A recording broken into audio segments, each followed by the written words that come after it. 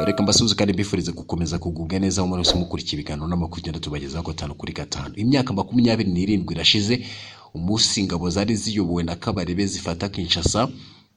Ni inkuru rero twasanga ku kinyamakuru Igihe gifite umutwe ugira uti imyaka 27 irashize umunsi ingabo zari ziyobowe na Kabarebe zifata Kinshasa.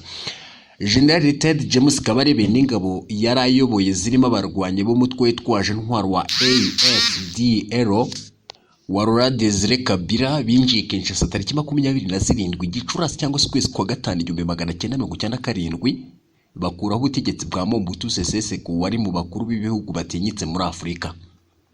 Uru rugamba rero rwatangiriye mu burasirazuba bwa Repubulika ya Demokarasi ya Kongo. Byose rero turaje turugarukaho urwo rugamba tumenye ngo binjiye bate bafashe Kinshasa bate byose murabimenya. Hagati twakubwira ko General Ted Kabarebe n'ubundi yakomoje ku gitero cyaguyemo abarinzi babiri ba Paul Kagame.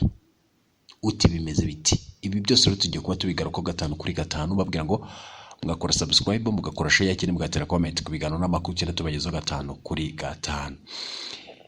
Twakubwira ko rero General Ted James Kabarebe n'ingabo yarayoboye zarimo abarwanye b'umutwe witwaje ntwaro wa AFDL wa Laurent Desire Kabila binjiye Kinshasa tariki 17 Gicurasi cyangwa se kwezi kwa gatanu 1997 bakuraho ubutegetsi bwa Mobutu Sese Seko wari mu bakuru b'ibihugu batinyitse muri Afurika. Uru rugamba rwatangiriye mu burasirazuba bwa Repubulika Iharanira Demokarasi ya Kongo mu Kwakira 1997 rwatewe ahanini n'ibyemezo by'ubutegetsi bwa Mobutu byamburaga abanyekongo bavugaga ikinyarwanda uburenganzira bw'ubwenegihugu cyane cyane abanyamurenge. Cyane nyine abanyamurenge. Muri icyo gihe kandi Mobutu yari yarasezeranyije abahoze mu ngabo z'u Rwanda exfar n'interahamwe zari zarahungiye mu burasirazuba bwa Repubulika ya Demokarasi ya Kongo kazabafasha gutera u Rwanda bagafata iki gihugu. Bwari ubushotoranyi bukomeye ku ngabo za RPA inkotanyi zari zimaze kubohora no guhagarika jenoside. General Kabarebe rero n'abasirikare yarayoboye bafashe ibice bitandukanye bya Repubulika Iharanira Demokarasi ya Kongo mu buryo bwihuse, ariko Mobutu we yari yaratangaje ko adashobora kuva Kinshasa ahubwo ko abifashijwemo n'abakomando bagera ku 300 bo muri division ya DCF Division Special Presidential umutwe nyine unita wo muri Angola exfar n'interahamwe bazarugwanda kugeza ku mwuka wa nyuma. Ubwo rero n'ubundi basatiraga Kinshasa tariki ya 13 Gicurasi cyangwa se kwezi kwa gatanu 1997 leta ya Repubulika ya Demokarasi ya Kongo yafashe icyemezo gisaba abaturage kuguma mu rugo guhera saa 2 z'ijoro kugeza saa 12 z'igitondo, ariko abatavuga rumwe n'ubutegetsi bo barabyanze bategura imyigaragambyo basabaga ko Mobutu ava ku butegetsi kugira ngo amaraso y'abaturage atameneka. Nkuko rero umuryango Entraide Missionnaire wabitangaje tariki ya 15 Gicurasi cyangwa se kwezi kwa gatanu, abasirikare batatu bo ku rwego rwa General Norbert Likuria Bolongo wari minisitiri w'intebe, Donatien Mahele Bokungu wari minisitiri w'ingabo ndetse na Etienne Nzimbi umuyobozi wa DSP bahuye na Mobutu bamumenyesha ko nta bushobozi buhari bwo kurinda Kinshasa, bamusaba kuva ku butegetsi atagoranye. Tariki ya 16 Gicurasi cyangwa se kwezi kwa gatanu 1997 Mobutu n'umuryango we wari uherekejwe n'umurongo w'imodoka nyinshi zarimo amakamyo yari atwaye abasirikare ba DSP berekeje ku kibuga cy'indege cya Njili kiri Kinshasa. Burira indege bajya iwabo mu mujyi wa Gaborone uherereye mu ntara ya Nord Bank. Tariki rero ya 17 Gicurasi 1997 General Kabarebe n'abarwanyi bo binjiye muri Kinshasa bakirizwa impundu n'abaturage bari bararambiwe ubutegetsi bwa Mobutu bwari bumaze imyaka irenga 30. Mobutu rero we yahise ava n'ubundi aho ngaho yari ajya hungira mu gihugu cya Togo. Amashusho yafashwe n'ibiro ntaramakuru ya Societe Presse uwo munsi yumvikanagamo abaturage bavuga bati ukwibohora, abandi bati Mobutu n'umwicanyi afata ku ngufu n'umusahuzi nkuko tubikesha ikinyamakuru ya Kadomo.com. Nyuma y'izi nsinzi rero Laurent Kabila n'ubundi yabaye perezida wa Repubulika ya Demokarasi ya Kongo. General Kabarebe rero we yabaye umugaba mukuru w'ingabo z'iki gihugu. Gatatu twakubwira ko General Ted Kabarebe yakomoje ku gitero cyaguyemo abarinzi babiri ba Paul Kagame. General Ted James Kabarebe wari umuyobozi w'ingabo zarindaga Paul Kagame mu gihe cy'urugamba rwo kubohora igihugu, yakomoje ku gitero cyagabwe ku birindiro bikuru bya Kiguba mu karere ka Nyagatare. Muri ibi birindiro niho hari hubatse indake ya General Major Perezida Paul Kagame watangiye kuyobora n'ubundi urugamba nyuma y'urupfu rwa General Major Fred Gisa Rwigema warutangije nyine tariki ya 1 Ukwakira 1990. Aha rero ni naho umukuru w'igihugu yavuye muri Mutarama 1992 ajya mu Bufaransa mu biganiro byo guhuza FPR Inkotanyi n'ubutegetsi bwa Habyarimana Juvenal, ubwo ingabo z'impande zombi zari zihanganye. General Major Kagame rero wari kumwe n'abandi basirikare n'abanyapolitiki bo muri FPR Inkotanyi baganiriye n'itsinda ry'abafaransa bari bayobowe na Paul Diju, wamubwiye ko Inkotanyi nizidahagarika urugamba batazasanga abo yise bene wabo bakiriho.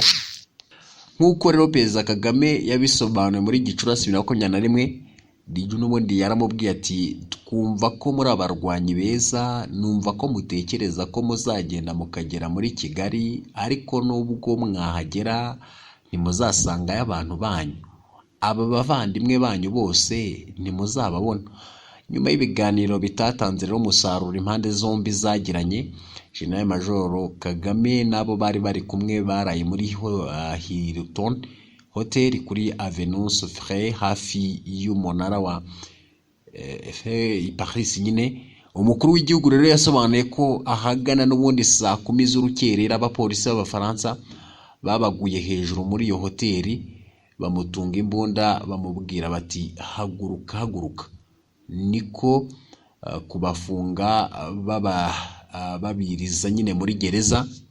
Ku itariki ya 16 Gicurasi 2024 ubwo General Ted Kabarebe yasubizaga umwe mu bakoresha urubuga nkoranyambaga rwa X, yavuze ko kuri uwo munsi Perezida Kagame yari yagiye n'ubundi mu Bufaransa ibirindiro bya Gigoba byatewe n'umwanzi. Yazize ati igihe nyakubahwa ajya mu Bufaransa mu 1992 umwanzi yahise atera ibirindiro by'ahitwa Gigoba, hapfuye rero aba ofisiye babiri bamurindaga aho hafi, hakomereka n'abandi ba ofisiye bakuru babiri barimo Lieutenant General Ted Charles Kayonga. Ingaruka zari hose.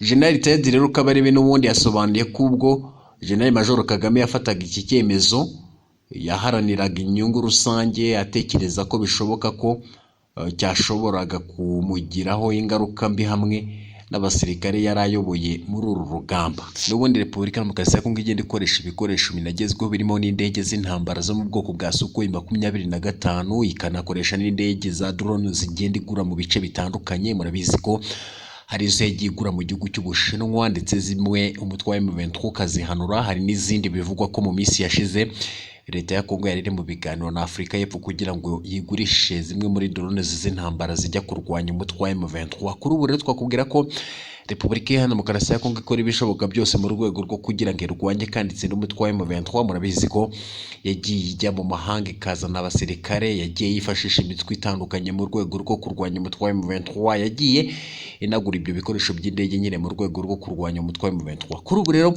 twakubwira ko indege y'intambara mu bwoko bwa Sukhoi 25 y'ihuriro ry'ingabo za Repubulika Iharanira Demokarasi ya Kongo yongeye kugaragara itera ibisasu mu bice byo muri Masisi bituwe cyane n'abaturage. Uti bimeze bite rero? Ihuriro ry'ingabo za guverinoma ya Kinshasa yongeye gukoresha mu ntambara indege yo mu bwoko bwa Sukhoi 25 yari maze igihe idakoreshwa kubera ibibazo bya tekiniki. Hagati aho nubwo bimeze gutyo twakubwira ko muri Repubulika Iharanira Demokarasi ya Kongo Kabundi wa FARDC yarusimbutse.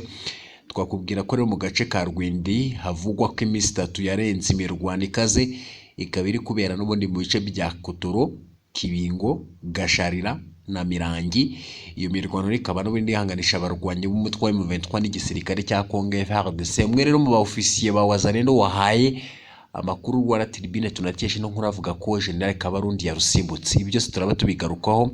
Hagati turakubwira ko n'ubundi General Muyanga yatawe muri yombi azira kugambanira igihugu. Urwego rw'ubutasi rwa Repubulika Iharanira Demokarasi ya Kongo rwafunze General Major Mayanga rumushinja ubugambanyi. Ibi byose nabyo tujya kuba tugarukaho 5 kuri 5 nkubwira ngo wowe utari wakora subscribe ugakora share cyangwa ugatera comment ku biganiro n'amakuru tuba tugenda tukugezaho 5 kuri 5.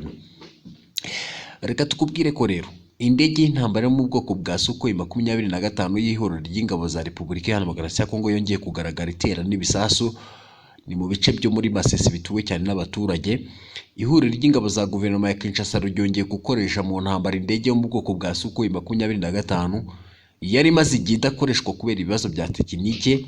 Ni ukuvuga mu gitondo rero cyo kuri uyu nibwo igisirikare kirwana ku ruhande rwa leta ya Kinshasa cyongeye gukoresha iyi ndege y'intambara nk'uko amasoko yacu abivuga. Aya makuru akavuga ko rero iyi ndege ya Sukhoi 25 y'ihuriro ry'ingabo za Repubulika Iharanira Demokarasi ya Kongo zayikoresheje mu gutera ibisasu mu bice byinshi bituwe n'abaturage benshi, ikaba yabiteye n'ubundi mu duce twa Bitongo ho mu nkengero zaho haherereye muri teritwari ya Masisi. Na bitangazwa rero ku byo byagaragajwe n'ibisasu byarashwe n'iyi ndege y'intambara irimo gukoreshwa n'ihuriro ry'ingabo zirwana ku ruhande rwa leta ya Kinshasa. Gusa amakuru akavuga ko iyi ndege kwiri kurasa ibisasu mu baturage. Kongera no kugaragara mu kirere kw'indege y'intambara y'ihuriro ry'ingabo za Repubulika Iharanira Demokarasi ya Kongo byongeye guha icyizere abanyekongo biyumvamo ubutegetsi bwa Perezida Tshisekedi, aho bamwe bumvikanye bavuga bati abaturage twakiriye neza kongera kubona igisirikare cy'igihugu cyacu kirimo gukoresha Sukhoi 25 zarimo igihe zidakoreshwa, zari zimaze igihe zidakoreshwa. Ibi biri kuduha icyizere ko M23 yabigiye guhunga. Sukhoi rero yaherukaga n'ubundi kujya mu ntambara ubwo centre ya Sake yendaga gufatwa na M23 hagana mu mpera z'ukwezi kwa kabiri uyu mwaka. Hagati y'imirwano irakomeje mu bice bya teritwari ya Masisi ku mpande zihanganye uruhande rwa leta ya Kinshasa na M23. Iyi mirwano rero yabereye mu duce twinshi harimo Gashunga yumvikanyemo imbunda ziremereye n'izino kuva igihe rukerera rwo kuri uyu wa gatandatu. Ibindi bice rero byabereyemo imirwano ikaze ni Rwagara n'ahandi. Hari ahandi amakuru Minembwe Capital News ikoresha abaturage ivuga ko M23 ko yaba yamaze n'ubundi gusubiza ibice byose cyangwa se gusubiza ibitero byose inyuma yagabweho, nubwo ntacyo ubuyobozi bw'uyu mutwe buravuga.